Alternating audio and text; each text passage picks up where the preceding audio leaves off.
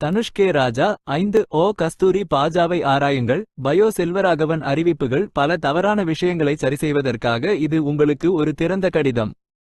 உங்களைப் போன்ற ஒரு நல்ல நடிகர், உங்கள் தந்தை மற்றும் உங்கள் சகோதரரின் ஆதரவுடனும் ஆசியுடனும் ஒரு பிரபல இயக்குனரும் இதை படித்து புரிந்து கொள்ள வேண்டும்.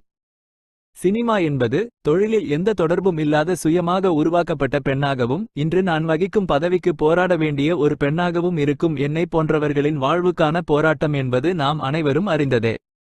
இது என்னுடைய பணி நெறிமுறைக்கு நான் கடமைப்பட்டிருக்கிறேன். இது என்னை அறிந்த அனைவருக்கும் இரகசியமல்ல, ஆனால் முக்கியமாக பார்வையாளர்கள் மற்றும் எனது திரைப்பட சகோதரத்துவத்தின் நல்லெண்ணத்திற்கு.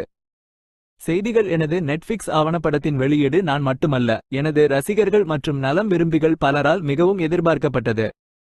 எங்கள் மீது வீசப்பட்ட அனைத்து சிரமங்களையும் கடந்து திட்டத்தை ஒன்றிணைக்க முழு ஒத்துழைப்பாளர்கள் மற்றும் திரைப்பட நண்பர்கள் குழு தேவைப்பட்டது.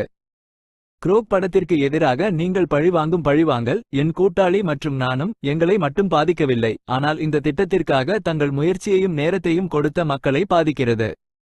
நான் என் வாழ்க்கை, என் காதல் மற்றும் திருமணம் பற்றிய இந்த நெட்ஃபிளிக்ஸ் ஆவணப்படத்தில் எனது தொழில் நலன் விரும்பிகள் பலரின் கிளிப்புகள் உள்ளன. அவர்கள் மனதார பங்களித்தவர்கள் மற்றும் பல படங்களின் நினைவுகள் மற்றும் சுயவிவரம். மேலும் 2 வருடங்கள் நோன்காக ஆட்சேபனை இல்லா சான்றிதழ். உங்களுடன் போராடி எங்களின் நெட்ஃபிளிக்ஸ் ஆவணப்பட வெளியீட்டிற்கு உங்களின் ஒப்புதலுக்காக காத்திருந்த பிறகு நாங்கள் இறுதியாக உங்கள் தற்போதைய பதிப்பை கைவிடவும் மீண்டும் திருத்தவும் மற்றும் தீர்வு காணவும் முடிவு செய்தோம்.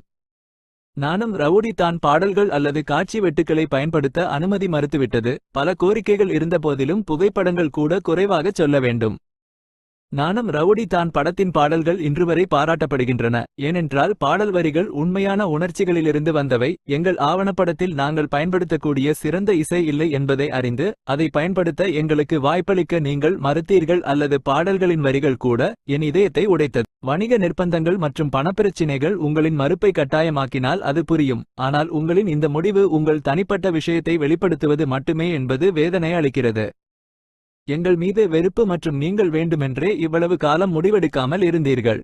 நெட்ஃபிளிக்ஸ் ஆவணப்படத்தின் ட்ரெய்லர் வெளியான பிறகு உங்கள் சட்ட அறிவிப்பு இன்னும் அதிர்ச்சியளிக்கிறது. எங்களின் தனிப்பட்ட சாதனங்களில் படமாக்கப்பட்ட சில வீடியோக்களின் வெறும் 3 வினாடிகள் உபயோகம் குறித்து நீங்கள் கேள்வி எழுப்பிய அந்த வரிகளை படித்து நாங்கள் திடுக்கிட்டோம். அதுவும் சமூக ஊடகங்களில் ஏற்கனவே மிகவும் பகிரங்கமாக இருக்கும் பிடிஎஸ் காட்சிகள் மற்றும் வெறும் 3 வினாடிகளுக்கு 10 கோடி ரூபாய் நஷ்ட ஈடு. இது உங்களிடமிருந்து எப்போதும் குறைவானது மற்றும் உங்கள் குணத்தை பற்றி அதிகம் பேசுகிறது. உங்கள் அப்பாவி ரசிகர்களின் முன்னிலையில் ஆடியோ வெளியீட்டு விழாக்களில் மேடையில் இருக்க நீங்கள் சித்தரிக்கும் பாதி நபராக நீங்கள் இருந்திருக்க வேண்டும் என்று நான் விரும்புகிறேன், ஆனால் நீங்கள் பிரசங்கிப்பதை நீங்கள் தெளிவாக பின்பற்றவில்லை. குறைந்தபட்சம் எனக்கும் என் கூட்டாளிக்கும் அல்ல. ஒரு தயாரிப்பாளர் வாழ்க்கையை கட்டுப்படுத்தும் பேரரசனாவாரா? சேவையில் உள்ள அனைத்து நபர்களின் சுதந்திரம் மற்றும் சுதந்திரம். பேரரசரின் கட்டளையிலிருந்து ஏதேனும் விலகல் சட்டரீதியான மாற்றங்களை ஏற்குமா?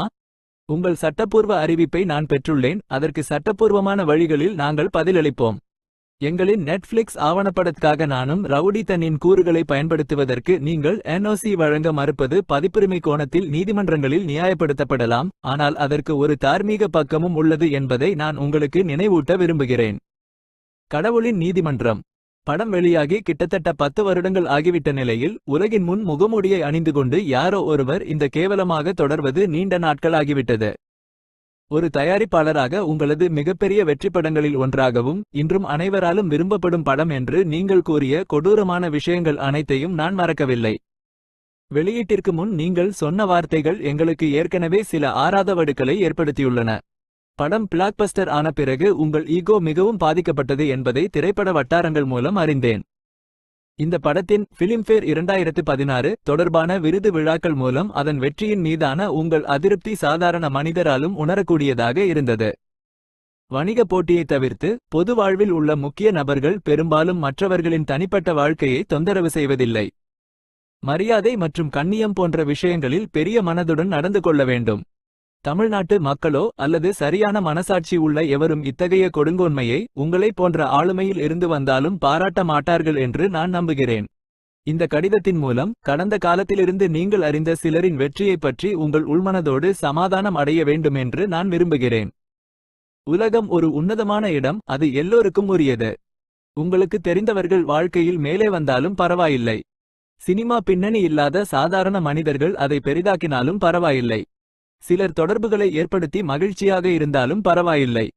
அது உங்களிடமிருந்து எதையும் பறிக்காது. இது அவர்களின் பணி, ஆசீர்வாதம் மற்றும் மக்களின் கருணைக்கு ஒரு மரியாதை மட்டுமே. நீங்கள் சில பொய்யான கதைகளை புனையலாம் மற்றும் பஞ்ச் வசனங்களுடன் அதை பேக் செய்து உங்கள் அடுத்த ஆடியோ வெளியீட்டிலும் வழங்கலாம், ஆனால் கடவுள் பார்த்து கொண்டிருக்கிறார்.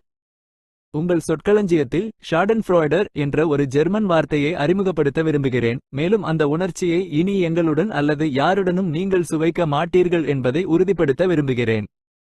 உண்மையில் மனிதர்களை இழிவாக பார்ப்பது எளிதான இந்த உலகில் மற்றவர்களின் மகிழ்ச்சியிலும் மகிழ்ச்சி இருக்கிறது. மற்றவர்களின் மகிழ்ச்சியை பார்ப்பதில் மகிழ்ச்சியும் மற்றவர்களின் கதைகளிலிருந்து வரும் நம்பிக்கையும் இருக்கிறது. அதுதான் எங்கள் நெட்ஃபிக்ஸ் ஆவணப்படத்தின் பின்னணியில் உள்ளது.